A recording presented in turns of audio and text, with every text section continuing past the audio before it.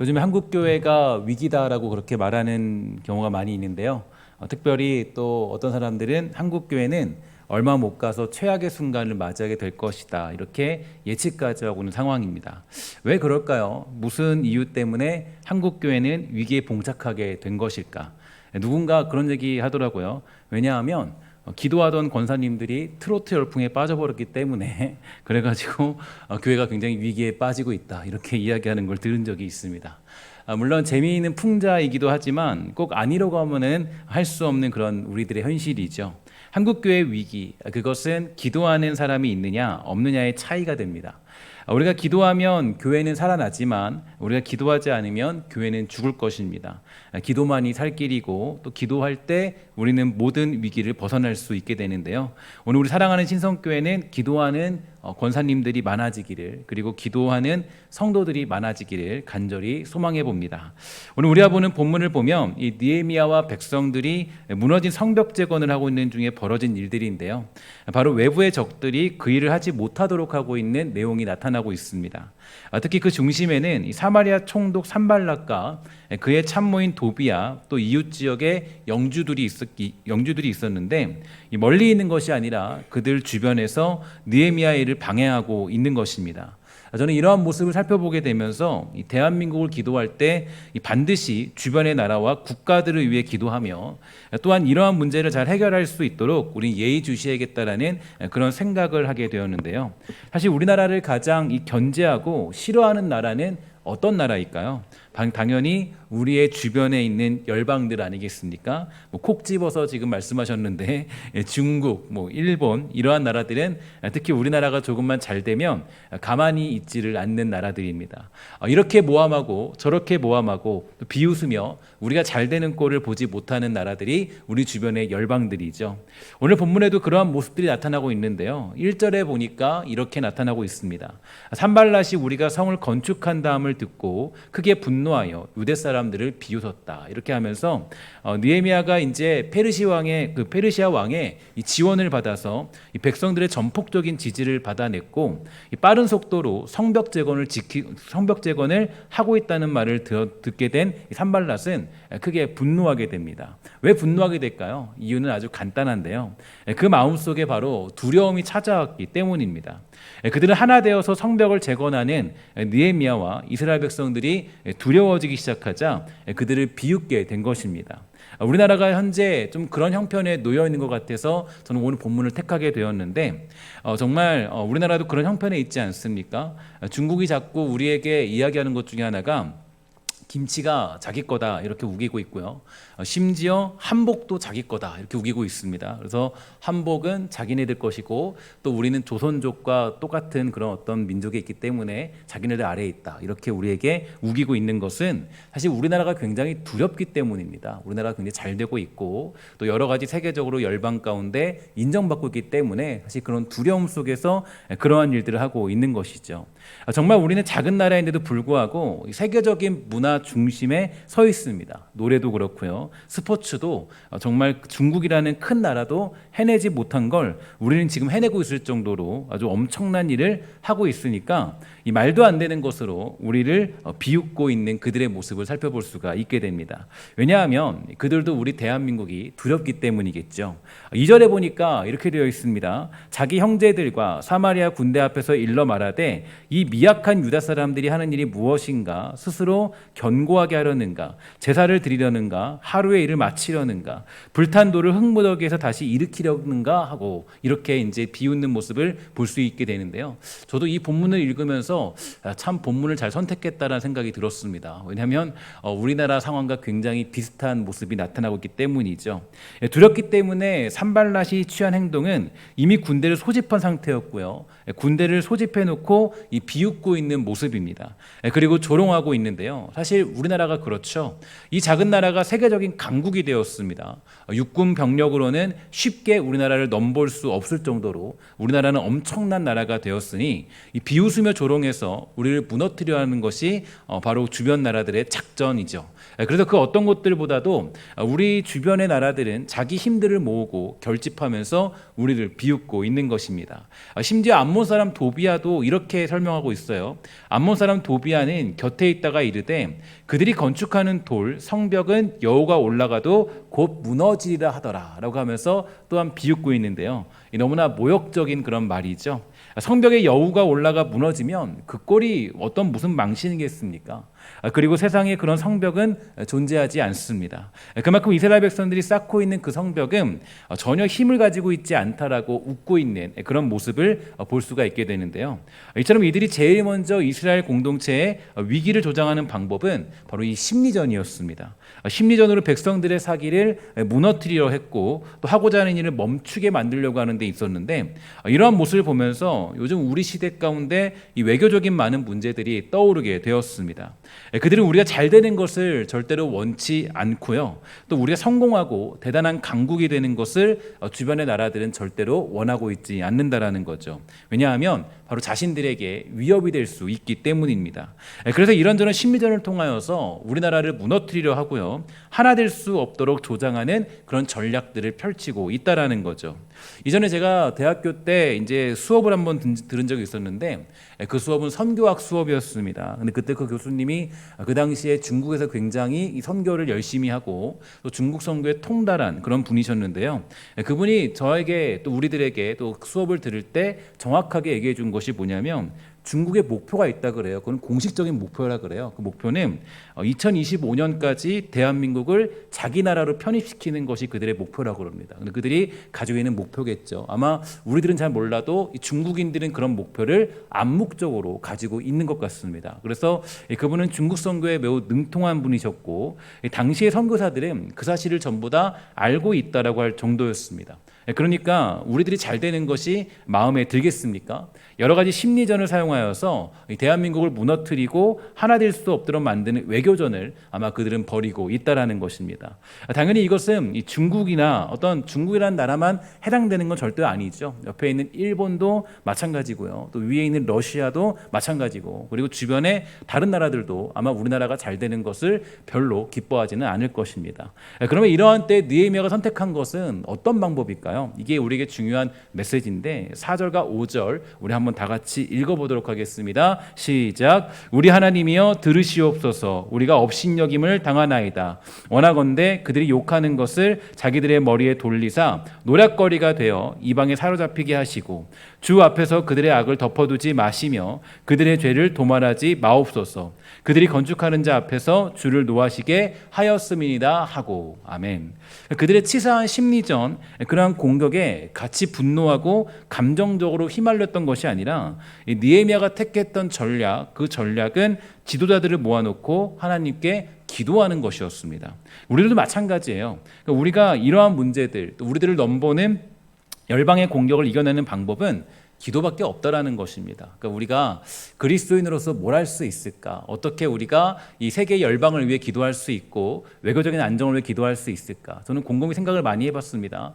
저도 이 나라를 위해 기도합시다라고 여러분들에게 말해놓고 또 이제 이 주제들을 보면서 이 세 번째 주제가 굉장히 좀 애매했어요. 어떻게 기도할 수 있고 어떻게 우리가 해야 될 것인가? 또 어떤 본문을 하나님이 나에게 주실 것인가? 고민을 굉장히 많이 했거든요. 근데 말씀을 읽고 생각해 보다가 이 말씀이 굉장히 저에게는 아주 적합하게 떨어졌던 것 같습니다.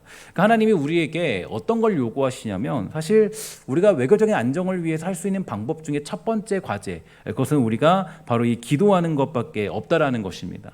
우리나라가 여러 가지 위기를 만났음에도 불구하고 그동안 시대적인 위험과 이 공격들을 이겨낼 수 있었던 이유는 여러분 어디 있었습니까? 이렇게 세계적으로 인정받는 국가가 될 수 있던 이유, 그것은 무엇이었죠? 다른 사람들은 말하기를 우리들의 힘이다, 대한민국의 저력이다, 능력이다, 노력이다. 사실 근데 보면 우리나라가 막 엄청난 그런 대국의 역할을 감당했던 적은 없어요. 그래서 역사적으로 봤을 때도 여러분 잘 아는 것처럼 우리가 그냥 고구려 시대 때나 어떤 그럴 때 강했다, 어떨 때 강했다 이렇게 얘기하지만 사실 우리나라가 이렇게 세계적으로 아주 엄청난 강국이 된 시대는 사실은 없었습니다. 여러분 잘 아시죠? 제가 그런 게 아니라 역사를 보면 우리나라가 그렇게 강력한 나라는 아니었어요. 그러니까 사실 우리들의 능력이나 노력으로 이렇게 엄청난 강국이 된 것은 아니에요. 우리가 원래부터 그랬다면 뭐 그럴 수 있겠죠. 야, 우리는 원래부터 그러한 나라였어. 근데 사실 그런 나라는 아니에요. 평가적으로 봤을 때. 그런데 우리가 지금 보면 막 정말 문화적으로 세계를 뒤흔들고 있고 또 여러 가지 어떤 많은 면들에서 우리의 어떤 기술력이나 우리의 능력은 정말 상상을 초월할 정도로 엄청난 그런 성과를 거두고 있고 또 많은 인정을 받고 있는 것입니다. 근데 이건 사실 이게 왜 이런이 생겼냐 보면요. 이게 역사적으로 우리가 봐도 우리가 기독교가 들어온 이후부터 우리나라가 그렇게 아주 강력한 어떤 나라가 될 수 있었다는 건 우리가 부인할 수 없는 사실이에요. 그 전까지는 누릴 수 없던 영광이에요. 그 전까지는 우리가 어떤 일들을 감당하면서 세계적으로나 어떤 많은 열방 가운데 어떤 일을 할 수 있는 그런 나라는 아니었습니다. 근데 지금 보세요. 지금 보면은 이 우리나라는 아주 엄청난 그런 외교적인 문제들 속에서도 아주 강국으로 남아 있고요. 또 어떤 이 정말 많은 일들을 감당하고 있는 것을 우리가 부인할 수 없죠. 그러니까 바로 기도의 능력으로 뭐 한강의 기적을 이뤄냈다고 해도 과언이 아닌 것입니다. 그러니까 이 IMF도 마찬가지죠. IMF도 이제 우리 1900년대에 그때 이제 어땠습니까? 그런 굉장히 큰 위기 속에 있었을 때 그때 그것을 우리는 매우 적극적으로 이겨낼 수 있었습니다. 함께 모여서 기도하고 또 위기 때마다 금식하며 기도했기 때문에 열방으로부터 찾아오는 위기를 극복할 수 있던 것이지 절대로 다른 이유가 아니었다라는 거예요. 여러분들이 대통령을 위해 기도하고 권세자들을 위해 기도하고 또 국민들을 위해 기도했기 때문에 우리는 전 세계를 향해서 뻗어나가는 그런 나라가 될 수 있던 것입니다. 그러므로 저와 여러분들은 이러한 어떤 어려운 시대 속에서 반드시 기도하는 것을 멈춰서는 안 된다라는 겁니다. 요즘에 우크라이나 전쟁으로 인하여서 세계의 경제가 위기에 빠지고 있고요. 심지어 우리는 그저께인가요? 굉장히 충격적인 그런 세계적인 어떤 그런 문제가 하나 터졌는데 뭐냐면 바로 미국이 이 자이언트 스텝으로 기준금리를 올리는 바람에 세계적인 경제적인 위기가 어떻게 다가올지 아무도 모른다고 예측하고 있는 그런 모습들이고요. 아마 한 번 더 그렇게 올릴 것이다라고 했을 때는 우리나라의 어떤 그 금리 자체가 아주 엄청나게 오를 수밖에 없다라고 그렇게 많은 사람들이 예측을 하고 있습니다. 그러니까 이제 사실 우리나라 경제가 이게 그냥 우리나라만 잘 살고 우리나라만 잘 되고 해서 되는 건 절대 아니에요. 그러니까 우리가 주변 나라들과 어떤 열방들과 또 어떤 우리의 주변의 어떤 국가들을 위해 기도해야 되는 이유, 그것은 사실은 우리를 위해 기도한 것 똑같은 겁니다. 그러니까 우리가 잘 되기 위해서는 이제 앞으로 시대 속에서는 이 대한민국뿐 아니라 다른 어떤 주변 나라도 잘 돼야 되고 이 문제들을 잘 해결할 필요가 있다라는 거예요. 그러니까 우리가 뭐 해야 되냐면은 이 나라의 안정뿐 아니라 주변 국가들 또 세계 열방을 위해 우리는 기도할 필요가 있는 이유가 여기에 있습니다. 그것이 우리가 유일하게 살 수 있는 길이기 때문이겠죠. 기도하면 하나님은 뭐 하십니까? 따라합시다. 기도하면 하나님은 응답하신다. 믿으십니까? 이게 우리의 믿음이죠. 기도하면 하나님은 뭐 하신다? 응답하신다. 기도하면 하나님은 우리에게 살 길을 열어주시는 분이세요. 따라합시다. 기도하면 하나님은 우리에게 살 길을 주신다. 기도하면 우리에게 살 길을 열어주시는 분이세요. 기도하면. 그게 우리의 믿음 아니겠어요? 그러니까 여러분들의 위의 선배들, 여러분들이 또 젊었을 때, 여러분들이 주님을 부르짖고 찾았을 때 이 믿음 하나로 버텼던 거 아니에요? 여러분들 모두가, 우리 교인들 모두가 또 정말 뭐 지금 60대 되신 분들, 50대 되신 분들, 그거 여러분들 모두가 20대 때, 30대 때 주님 믿었을 때 그때 그 믿음 하나로 그렇게 열정적으로 뜨겁게 주님 찾고 부르셨던 거 아니겠습니까? 기도하면 하나님 뭐 한다고요? 응답하시고, 기도하면 우리에게 뭘 주세요? 살 길을 열어주시는 분이 하나님이세요. 이게 우리의 믿음이라고요.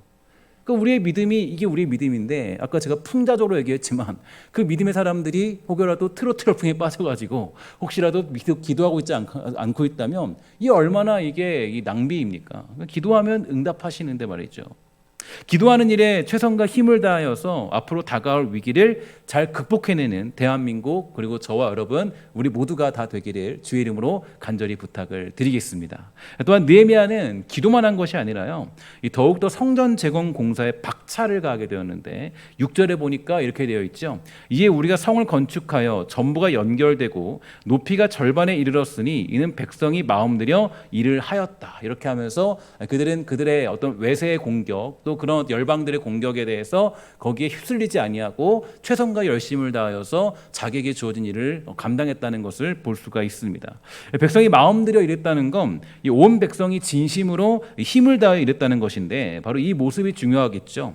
열방으로부터 닥쳐오는 위기, 외교적인 문제와 외부적인 이들로부터 찾아오는 위협, 이것을 이겨내는 것은 당연히 기도이겠지만 중요한 것은 또 한 가지 있습니다. 뭐냐면 나에게 주어진 자리에서 최선과 충성을 다하여서 내가 주어진 일을 감당하는 거예요. 그러니까 이게 뭐 그냥 기도만 하면 되는 것이 아니라 언제나 우린 기도할 때 나에게 주어진 자리에 최선과 충성을 다하는 것도 우리에게 주신 의무라는 겁니다. 하나님이 맡겨주신 자리에서 최선을 다할 때 비로소 세계 속에서 인정받는 나라가 될 수 있는 것이겠지, 기도만 한다고 그러한 위기를 극복할 수 있는 것은 아니라는 얘기죠. 우리는 멈춤이 없이 주어진 일에 꼭 돈을 벌기 위해서가 아니라 이 사명을 가지고 성실하게 그 일들을 감당해야 됩니다. 그런데 요즘에 보면요, 이런저런 사회적인 분위기를 들여다보면 이 많은 사람들이 조금 일하다가 쉽게 그만두는 경향들이 많이 있다 그래요. 그래서 이런 경향들이 많아지고 있는데 이 마음에 조금 안 맞고 기분이 조금 상하고 조금 부족하면 그만두었다가 나라에서 주는 돈을 받고 살고, 그리고 또 어떤 그만두었다가 살아가는 경향들이 굉장히 많이 있다라고 합니다. 물론 이런 것들이 뭐 여러모로 도움이 될 수도 있겠지만, 그러나 조금 우리나라가 가지고 있는 어떤 기본적인 정신과는 부합되지 않는 모습이라서 걱정이 되는 부분들이 조금 있습니다. 더군다나 성경은요, 뭘 요구하고 있냐면 주어진 일에 최선과 충성을 다하여 살아가는 것을 요구하고 있는 것을 봤을 때 이러한 현상들은 반드시 우리가 생각해봐야 될 문제가 되는 것이겠죠. 예를 들어서 전쟁터에서 조금 다쳤다고, 조금 아프다고 그 병사를 빼는 법은 없다고 합니다. 전쟁은 다쳐도 싸워야 되고 조금 부상을 입었어도 싸울 수 있을 때까지 부상당한 병사도 싸워야 되는 것 아니겠습니까? 그러니까 이게 우리에게 주신 최선과 열심이죠. 조금 내가 아프고 조금 내가 좀 다쳤다고 그냥 내가 안 해버리는 것이 아니라, 뭐 열방에 문제가 있다고 야 이제 망했구나, 이제 나는 좀 안 해도 되겠다, 이게 아니라 최선과 열심을 다하여서 주어진 일에 책임을 다하는 모습들, 이게 사실 우리의 정신력이고 우리에게 주시는 어떤 충성과 사명 감당의 모습이기도 합니다. 교회를 할 때도 마찬가지예요. 교회를 하다 보면요, 크고 작은 문제들이 주변에서 찾아올 때가 많이 있어요. 여러 가지 일들이 찾아오는 이유는 여러분들이 잘 못해서가 아니라 오히려 잘하고 있기 때문에 그런 일이 찾아올 수도 있습니다. 왜냐하면 마귀는 우리가 주님의 일을 잘 감당하는 것을 무진장 싫어하기 때문이에요. 열심으로 최선과 충성을 다하여 끈기 있게 성실하게 주의 일하는 걸 가장 싫어하는 존재가 사탄 마귀죠.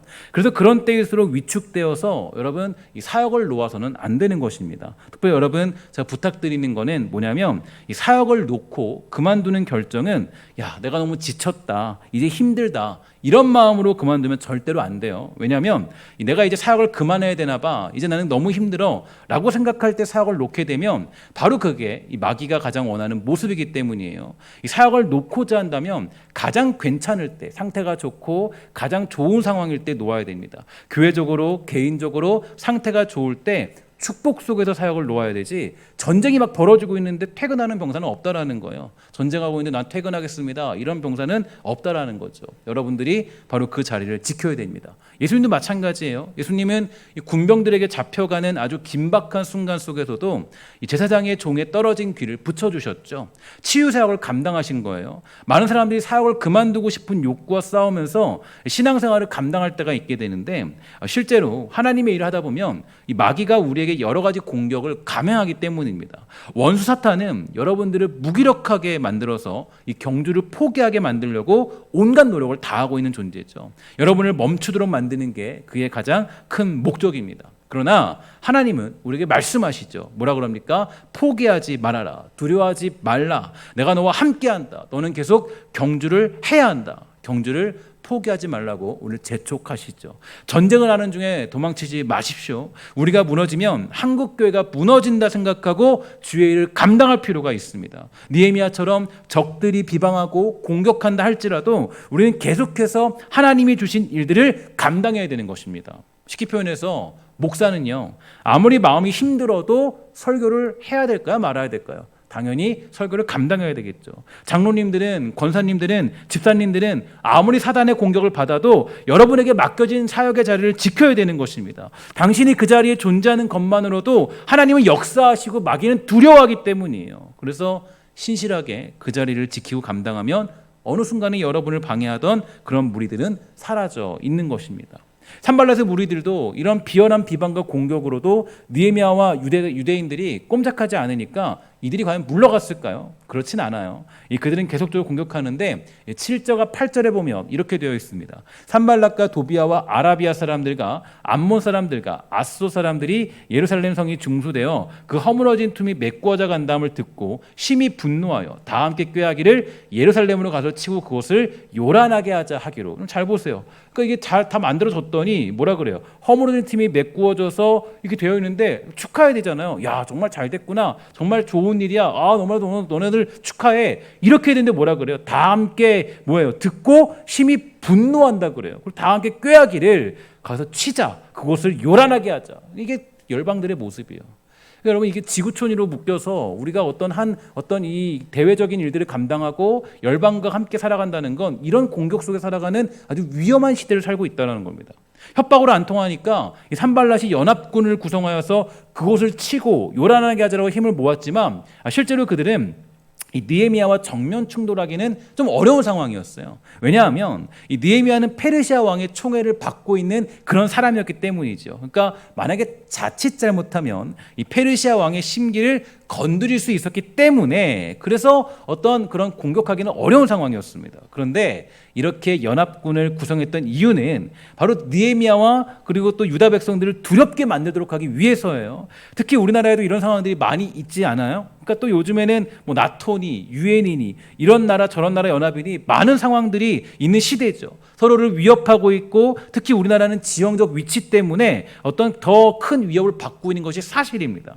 그렇다면 이런 연합군의 위협을 받게 된 느헤미야의 반응은 어땠을까요? 9절에 보면 이렇게 되어 있어요. 우리가 우리 하나님께 기도하며 그들을 말미암아 파수꾼을 두어 주야로 방비했다라고 되어 있습니다. 잘 보면요, 이런 어떤 위협들이 있다라는 거예요. 위기가 있다라는 거예요. 여기서 보면은 느헤미야는 그때 주야로 방비했다고 하는데 이것은 24시간 깨어서 경계를 섰다는 의미가 됩니다. 마치 마귀의 공격에 맞서기 위해서는 항상 늘 깨어 기도해야 되는 것처럼 외교적인 공격과 열방의 위협 속에서 우리가 대응할 수 있는 방법은 더욱더 우리의 수비를 강화하는 것이고 또 국방력을 가지게 되는 축복을 누리는 거 아니겠습니까? 그래서 우리는 우리나라의 국방력과 군인들이 가져야 될 정신을 위해서도 기도해야 되는 거예요. 그래야 외교적인 문제와 그 어려움들이 해결될 수 있기 때문입니다. 가장 위험한 나라는 국방력을 잃어버린 나라 아니겠어요?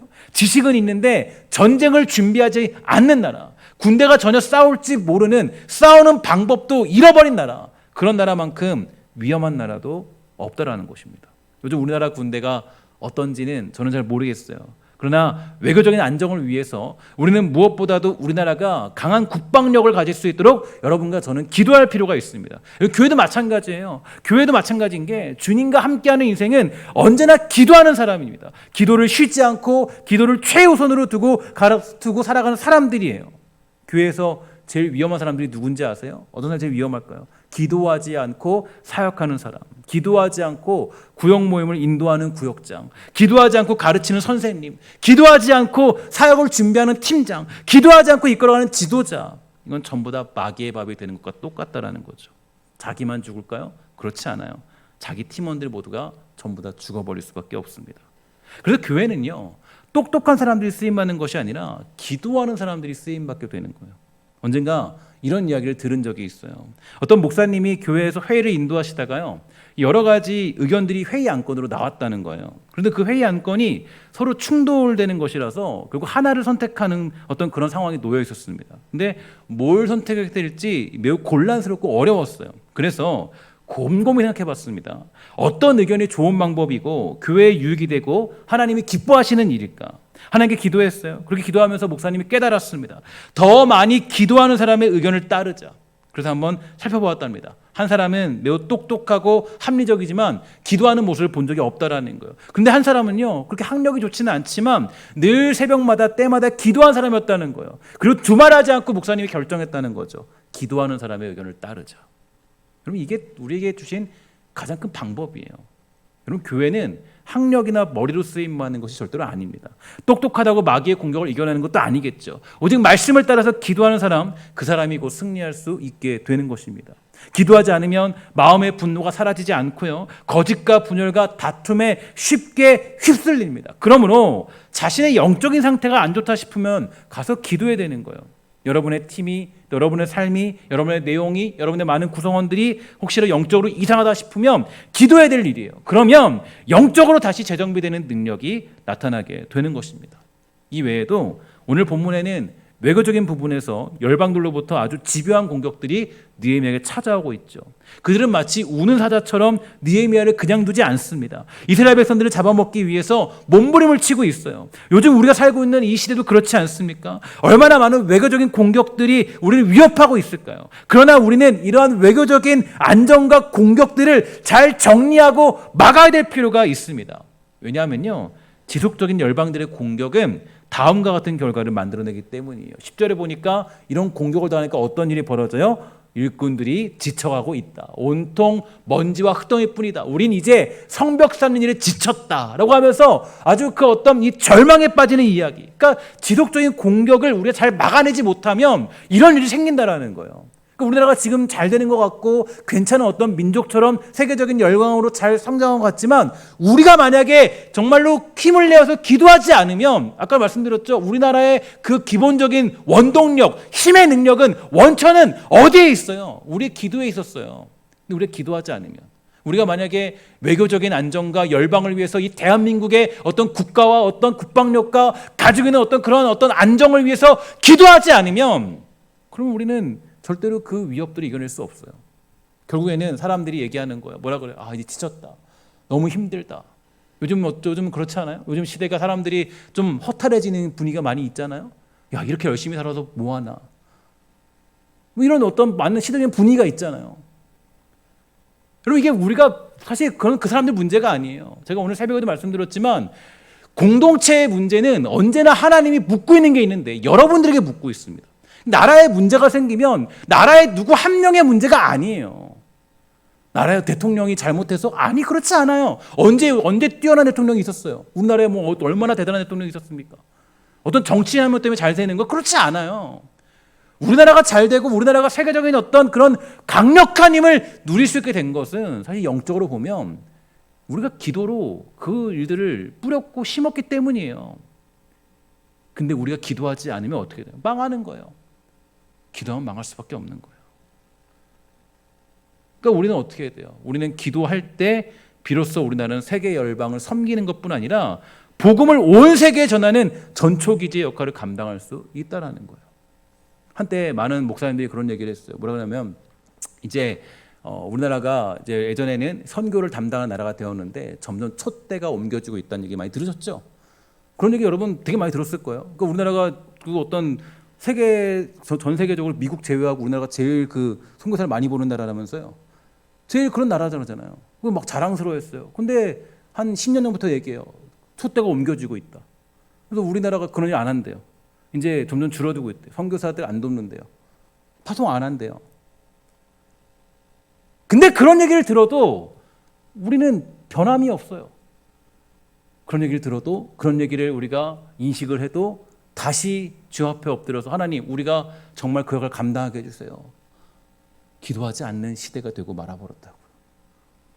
얼마나 저는 뭐 그 당시 70년대 이 당시 때 신앙을 제가 경험하지 못했기 때문에, 그때 여러분들 아마 70년대 신앙생활했던 분들, 80년대 초반에 신앙생활했던 분들은 아마 기억하실 거예요. 하나님, 우리나라가 세계 열방 가운데 복음 전하는 나라 되게 해주세요. 얼마나 뜨겁게 기도했으면. 그 기도가 사실은 90년 초반까지도 이어졌어요. 중반까지도. 근데 이제는 그런 기도 잘 안 해요. 이제는 그런 열망이 별로 없어요. 전 세계적으로 우리가 선교사를 보낸 나라가 되고자 하는, 그런 나라가 되고자 하는 그런 뜨거운 기도가 사라진 시대가 요즘 시대의 모습들이에요. 야, 그냥 보내면 보내는 거지. 야, 우리 교회에 돈이 얼마나 있니? 보낼 수 있나? 경제적으로 계산해보고. 언제 그렇게 보냈습니까?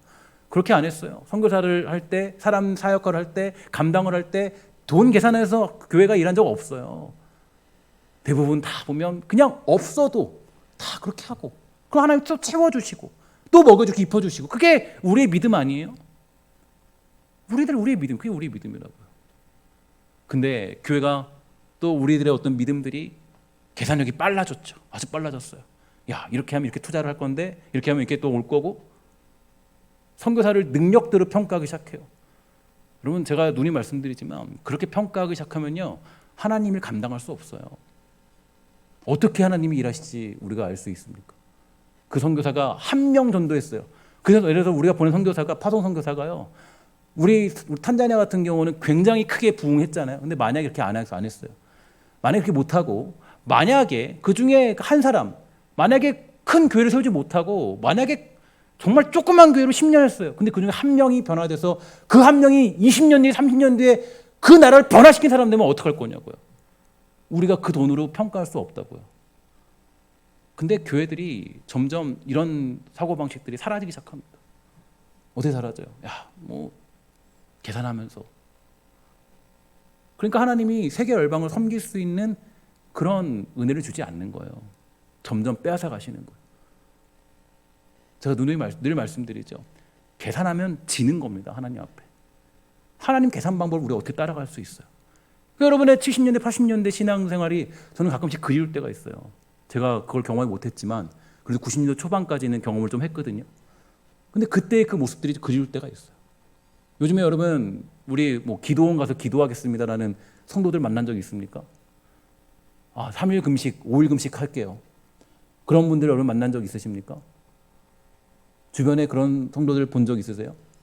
야, 우리 권사님은 보니까 저번에 5일 금식 하시더라.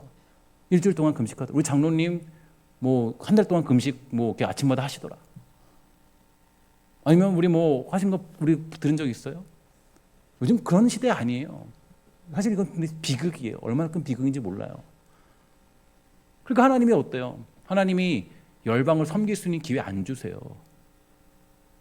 그러니까 제가 이 열방을 위해 생각을 하며 나아가다가 뭐냐면 결국 기도가 승리거든요. 기도가 결국 우리는 할 수 있는 그밖에 없어요. 기도하고 믿고 하나님이 역사하시고, 하나님 우리의 열방을 섬기고 그들을 세울 수 있는 그런 우뚝 선 민족 되게 해주세요. 그 믿음 하나로 우리 이 자리에 있는 건데, 그 믿음들을 상실한 시대. 그러니까 우리가 사실 그런 어떤 선교의 어떤 그런 전초 기제 역할을 잃어버린 시대가 되고 말았습니다. 이거 우리 비극이에요. 그러니까 사실 그 목사님들이 얘기했던 것처럼 촛대가 옮겨지는 것도 사실은 우리가 사실 요한계시록도 보면요, 그런 예언을 듣고도 사람들이 가만히 있거든요. 변화되지 않아요. 그런 얘기를 들으면서도. 사실 우리 시대가 그런 시대는 아닌지 생각해 볼 필요가 있다는 거예요. 악한 자는 지속적으로 여러분과 저를 공격하죠. 어떻게 해요? 어떻게 공격하는지 아세요? 기도할 수 없는 상황과 환경들을 만들어요. 그러니까 악한 자는 기도하는 걸 제일 싫어요. 기도 못하도록 해요. 마음에 불편함을 가지게 만들고 바쁘게 만들고, 그죠? 근데 그때 한때 유행했던 책이 뭐예요? 너무 바빠서 뭐 한다 그래요? 기도합니다. 그죠? 바빠도 기도할 수 있어요. 그죠? 너무 바빠서 기도합니다. 뭐 여러 가지 이유들로 기도할 수 없도록 만들어요. 악한 자는 그래요. 근데 여러분, 우리가 기도의 능력을 잃어버리면 우리는 전 세계적인 열방 가운데 소멸되는 것은 아주 쉽게 넘어질 수밖에 없어요. 여러분 기억하십시오. 우리나라는 절대 우리의 능력으로 성공한 케이스가 아닙니다. 역사를 돌아보면 다 알 수 있어요. 얼마나 외세 침략이 많았고, 우리나라처럼 불쌍한 나라가 어디 있습니까? 사실 보면 맨날 침략당하고 맨날 괴롭힘 당하고 매일매일 정말 그 어떤 전쟁의 공포 속에 살아가는 나라가 우리나라 아니었어요? 근데 이제 우리가 신앙의 어떤 능력으로 말미암아 하나님이 뿌렸던 그 어떤 우리의 믿음의 눈물로 말미암아 우리는 변화되는 기적들을 경험했는데, 이제 그런 시대들을 잃어버리고 마치 우리가 잘 먹은 것처럼 잘 산 것처럼. 신명기에 분명히 모세가 얘기해 주죠. 야, 너희들이 거기서 집 짓고 잘 살고 잘 먹게 되었을 때 너희들 기억해야 될 것이 있다. 너희 뭐냐? 여호와께서 그것을 주셨다는 걸 잊지 말아라. 그걸 잊으면 너희는 반드시 망할 것이다.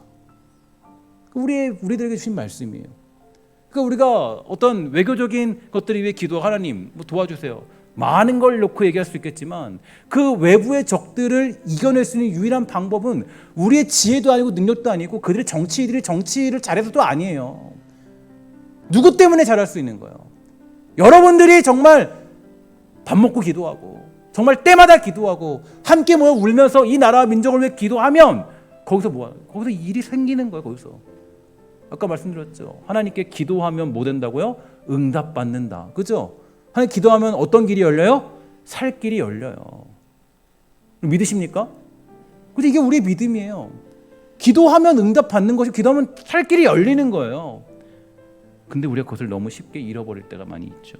악한 자는 그래서 제가 보니까 우리나라를 아주 그런 식으로 무너뜨리는 경우가 많이 있는 것 같아요. 보면 나중에 여러분들도 이제 그런 것을 볼 때가 있겠지만 어떤 남유다 왕국이나 어떤 열왕기 상하나 이런 것도 보게 되면요, 그들이 망하는 건 외세 침입이 이제 하나님이 벌하세요. 외세 침입으로. 그러니까 주변 나라들이 이스라엘을 가만두지 않아요. 괴롭히고 침략하고 사사기 시대도 간단하게 얘기하면 어때요? 사사 시대 때도 죄를 짓고 그들이 하나님의 은혜를 잊어버리면 옆에 나라가 쳐들어와. 그래서 막 괴롭혀요. 미치겠으니까 거기서 기도하는 거예요. 그러니까 우리가 외교적인 안정을 위해 기도한다는 건 결국 우리가 하나님 앞에 올바로 서자는 것을 의미하는 겁니다. 베드로전서 5장 8절 우리 함께 다 같이 읽어보도록 하겠습니다. 시작. 근신하라 깨어라 너희 대적 마귀가 우는 사자같이 두루다니며 삼킬 자를 찾나니. 기도하지 않은 사람은 사자밥이 되는 거예요. 데살로니가전서 5장 10절 이렇게 얘기합니다. 예수께서 우리를 위하여 죽으사 우리로 하여금 깨어있든지 자든지 자기와 함께 살게 하려 하셨느니라. 사랑하는 여러분, 하나님은 저와 여러분들이 기도하기를 원하십니다. 물론 우리가 기도하지 않아도 하나님은 자기 일을 반드시 이루시고 우리를 충분히 보호하실 수 있는 분이세요. 세상에서 우리를 들어 사용하실 수 있는 분이 우리 하나님이십니다. 그런데 왜 우리는 기도해야 될까요? 왜 우리는 기도해야 될까? 왜 하나님은 우리에게 기도하라고 요청하는 것일까? 기도할 때 비로소 우리는 하나님과 함께하는 기쁨을 경험할 수 있기 때문입니다. 여호수아가 가나안 땅을 정복하려고 하니까 매우 두려웠어요. 그래서 고민스러워하고 있는데 그 열방을 향하여 가나안 땅을 점령하려고 하는 그런 마음속에서 두려워하고 있는데 그 고민스럽고 괴로워하고 있는 가운데 그가 아침 일찍 주님께 나아갑니다. 아침 일찍 주님께 나아갔다는 건 곧 그 고민 속에서 그는 기도했다는 거예요. 기도하니까 그때 하나님이 말씀하십니다. 따라합시다. 두려워하지 말라. 내가 너와 함께 할 것이다. 기도하니까 이 응답을 받게 되는 겁니다. 기도하는 사람은 어떤 응답을 받아요? 두려워하지 말라. 내가 너와 함께 할 것이다. 이 응답 받으면, 이 메시지 들으면 우리가 두려워할 것이 뭐가 있겠어요? 기도하는 사람들만이 누리는 평안이에요. 기도하는 사람들만이 누리는 기쁨이라고요. 두려워하지 말라. 내가 너와 함께 할 것이다. 모세와 같이 했던 것처럼 난 여전히 너의 하나님이다. 몇 번이고 하나님은 여호수아에게 확신과 응답을 허락해 주셨습니다. 바로 이것이 기도하는 사람들이 누리는 축복이고 힘이며 자랑이고 능력이 됩니다. 오늘 그러한 기도의 응답을 받고 돌아가. 여러분, 특별히 이 금요기도를 통해서 기도한 여러분들 모두가 정말 여호수아와 같이 응답받고 돌아가는, 또 두려워하지 말라. 내가 너와 함께 할 것이다. 놀라지 말라. 말씀하시는 하나님의 그 놀라운 응답들이 우리 기도하는 여러분들에게 주어져서 정말 이 땅에서 승리하는 주의 백성 되기를 간절히 소망합니다. 또 우리나라가 여러분들 때문에 더불어 먹고 사는 기적이 있어서 여러분 그 자존심과 명예를 가지고, 여러분 명예를 가지세요. 그 어떤 자존심을 가지세요. 야, 이 대한민국이 나 때문에 먹고 사는 걸 얼마 아니. 또 이런 마음이 있어야 하잖아요. 그죠? 근데 나라를 위해 기도하지 않으면 그런 얘기 할 수도 없어요. 여러분, 그런 자랑이 여러분들과 저에게 있게 되기를 주의 이름으로 간절히 부탁을 드리겠습니다. 우리 기도하도록 하겠습니다. 사랑하는 하나님, 감사합니다. 이 땅 살아갈 때 하나님, 우리가 기도하는 법을 잃어버리고 기도하는 능력을 상실하고 기도의 믿음을 잃어버린 시대가 아닌지 모르겠습니다. 하나님, 정말 하나님 앞에 엎드려 기도하던 그 믿음의 시절, 기도만이 살 길이었던 그 기도의 시절들을 잃어버리고 살아가는 우리들의 모습, 하나님 이 모습들을 용서해 주시고, 하나님 정말 신명기의 말씀처럼 혹여라도 너희가 집을 짓고 아름다운 땅에 거할 때 혹여라도 너희가 나를 잊어버릴까 하노라 했던 그 염려와 걱정들이 우리 안에 있는지 있진 않은지 살펴봅니다. 하나님, 우리 힘으로 잘된 것도 아니고 우리 능력으로, 우리의 지혜로, 우리의 어떤 그런 가지고 있는 힘과 능력으로 이 세계에서 인정받는 나라가 아닙니다. 하나님, 기도의 사람들이 있었고 기도의 선배들이 눈물을 흘리며 씨를 뿌렸기 때문에 하나님 이 나라가 쓰임받아 그 수많은 선교사들을 열방 가운데 보낼 수 있었음을 기억합니다. 하나님, 다시 한번 우리 사랑하는 이 한국 땅의 그러한 영광을 허락하여 주시고, 할 수 있다면 우리 교회가 그런 역할들을 잘 감당하는 말미암아 기도하는 교회로서 쓰임받는 복되고 아름다운 교회 되도록 허락하여 주시옵소서. 모든 말씀 예수님의 이름으로 간절히 기도합니다. 아멘.